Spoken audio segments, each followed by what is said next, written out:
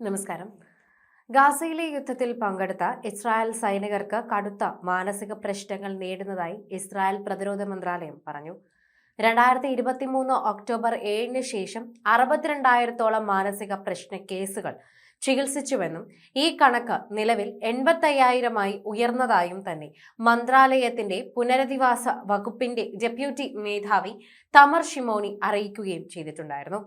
October 7-ലെ സംഭവങ്ങളുമായി ബന്ധപ്പെട്ട മാനസിക പ്രശ്നങ്ങൾ തന്നെ ഇസ്രായേലി സൈനികരിൽ 1/3 പേർ നേരിടുന്നു എന്ന് പറയുന്നുണ്ട്.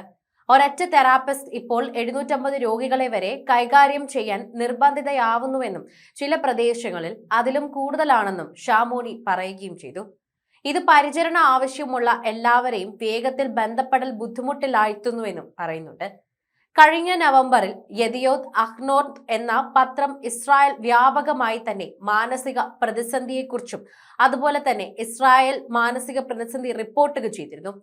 വർദ്ധിച്ചു വരുന്ന മയക്കുമരുന്ന് ആസക്തിയുമുണ്ട്. സൈനികർ ഉൾപ്പെടെ 20 ലക്ഷത്തോളം ആളുകൾക്ക് മാനസികാരോഗ്യ സഹായം ആവശ്യമാണെന്നും അവർ ചൂണ്ടിക്കാട്ടുകയും ചെയ്തു.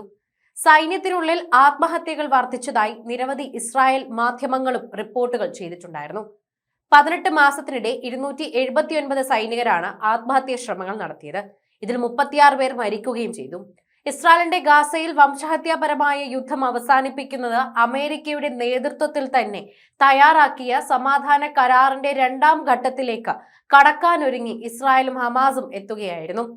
എന്നാൽ ഉപരോധിക്കപ്പെട്ട ഫലസ്തീൻ പ്രദേശത്തെ അന്താരാഷ്ട്ര സ്ഥിരതാ സേനയുടെ തന്നെ ആ പങ്കിനെ ചൊല്ലി അഭിപ്രായ വ്യത്യാസം കൃത്യമായി മുന്നോട്ടുള്ള പോക്കിൽ തടസ്സം സൃഷ്ടിക്കുമോ എന്ന ആശങ്കയും ഉയർന്നിട്ടുണ്ട്. US കരട് രൂപരേഖയ്ക്ക് ധാരാളം വ്യക്തതകൾ തന്നെ ആവശ്യമാണ് എന്നാണ് ഹമാസിന്റെ മുതിർന്ന ഉദ്യോഗസ്ഥൻ ബാസിം നയീം ഞായറാഴ്ച പറഞ്ഞത്. നിലവിലെ വെടിനിർത്തൽ സമയത്ത് ആയുധങ്ങൾ തന്നെ കൃത്യമായി മരവിപ്പിക്കുന്നതിനോ സംഭരിക്കുന്നതിനോ ചർച്ചയ്ക്ക് ഗ്രൂപ്പ് തയ്യാറാണെങ്കിലും നിരായുധീകരണത്തിന്റെ ചുമതല ഒരു അന്താരാഷ്ട്ര സ്ഥിരതാ സേന ചെയ്യുന്നത് പോലെ ഏറ്റെടുക്കുന്നത് പോലെ അംഗീകരിക്കില്ലെന്നും അദ്ദേഹം പറഞ്ഞു. അതിർത്തികൾക്ക് സമീപം ഒരു ഐക്യരാഷ്ട്രസഭാ സേനയെ ഞങ്ങൾ സ്വാഗതം ചെയ്യുന്നുവെന്നും പറയുന്നുണ്ട്. അവർ വെടിനിർത്തൽ കരാർ നിരീക്ഷിക്കുകയും ലംഘനങ്ങളെക്കുറിച്ച് റിപ്പോർട്ട് ചെയ്യുകയും ഏതു തരത്തിലുള്ള സംഘർഷങ്ങളും തടയുകയും ചെയ്യട്ടെ എന്നും അദ്ദേഹം പറഞ്ഞു. എന്നാൽ ഫലസ്തീൻ പ്രദേശത്ത് ഒരു സേനയ്ക്ക് ഒരു തരത്തിലുള്ള അധികാരങ്ങളും ഉണ്ടാകുന്നത് ഹമാസ് അംഗീകരിക്കില്ലെന്നും തന്നെ കൂട്ടിച്ചേർക്കുകയും ചെയ്തിട്ടുണ്ടായിരുന്നു. US പ്രസിഡന്റ് പദ്ധതിയുടെ ഒരു പുതിയ ഘട്ടത്തിലേക്ക് ഈ മാസം അവസാനത്തോടെ തന്നെ പ്രവേശിക്കുന്നതിനെ കുറിച്ചുള്ള കാര്യങ്ങളും ചർച്ച ചെയ്യാൻ ഡൊണാൾഡ് ട്രംപുമായി തന്നെ കൂടിക്കാഴ്ച നടത്തുമെന്നും ഇസ്രായേൽ പ്രധാനമന്ത്രി ബെഞ്ചമിൻ നെതന്യാഹു തന്നെ നേരത്തെ പറഞ്ഞതിന് തൊട്ടു പിന്നാലെ തന്നെ ഹമാസിന്റെ പ്രതികരണവും ഉണ്ടായിരുന്നു.